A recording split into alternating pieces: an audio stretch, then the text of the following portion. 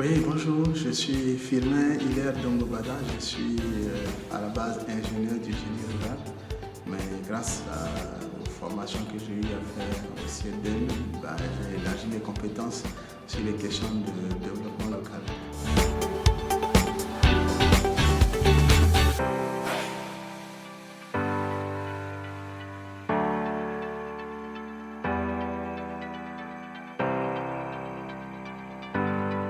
Le fait d'avoir rencontré le CIEDEL et d'avoir fait des formations au CIEDEL, je pense que ça a été un déclic dans ma carrière professionnelle. Comme je l'ai dit, à la base, j'ai été formé comme ingénieur. Ingénieur, c'est réfléchir, dimensionner des ouvrages, aller les réaliser et puis voilà. On dit aux gens, voilà, on a conçu pour vous, utilisez, débrouillez-vous avec, ça va vous aider voilà, à améliorer vos conditions. Et on oublie derrière que améliorer les conditions, ça demande encore d'autres types d'interventions que l'ingénieur, à la base, lui, il ne connaît pas, il s'en fout. Au-delà des infrastructures, en fait, on travaille avec des gens. Il y a une manière de travailler avec des gens, il y a une manière de les pousser, il y a une manière de les capaciter, il y a une manière de les amener à pouvoir être en situation de réaliser l'objectif final qu'on recherche en réalisant des infrastructures. Lorsque je travaille, je ne m'arrête pas juste pour regarder est-ce que la route que j'ai faite, elle est bonne. Non, je vais au-delà. Est-ce que cette route, elle est vraiment utile aux gens? Comment les gens l'apprécient? Qui va s'en occuper par la suite? Qui va en avoir la responsabilité? Et comment on va faire pour que le service qu'on veut que cette infrastructure rende à ces populations puisse être le plus durable possible. Donc aujourd'hui, je réfléchis effectivement dans l'ensemble de cette dimension lorsque j'agis.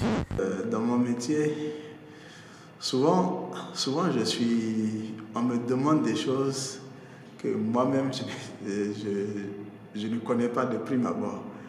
Après, je fais mes recherches et puis j'arrive à inventer une voie, un cheminement à moi que je déroule.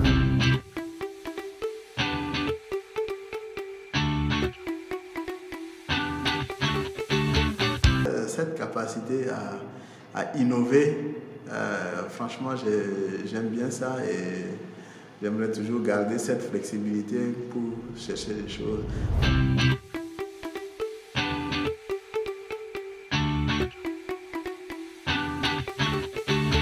Les systèmes étatiques tels qu'on les connaît aujourd'hui avec des États, des gouvernements, on est venu les trouver et qui se sont superposés à des systèmes anciens qui existaient, donc nos royautés, et les valeurs ne sont pas toujours les mêmes, les pratiques ne sont pas toujours les mêmes. Il faut qu'on travaille à ce que on pousse à ce que tous ces deux systèmes arrivent à se concilier, trouver des passerelles pour avancer ensemble. Et ça pose le défi de la citoyenneté.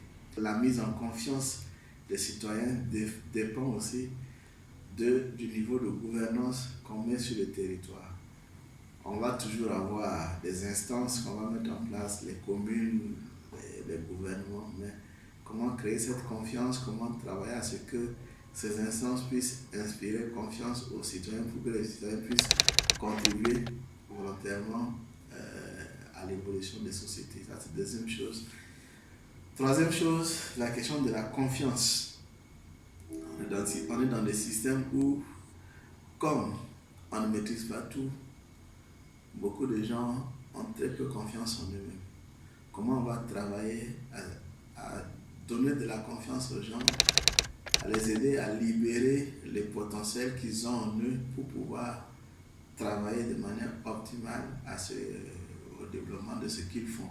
Donc, le leadership, le développement personnel, comment on va agir dessus pour que aussi bien les citoyens que surtout ceux qui sont chargés d'assumer des responsabilités puissent avoir ces capacités à pouvoir impulser les changements, à pouvoir donner les orientations pour que tout le monde puisse progresser.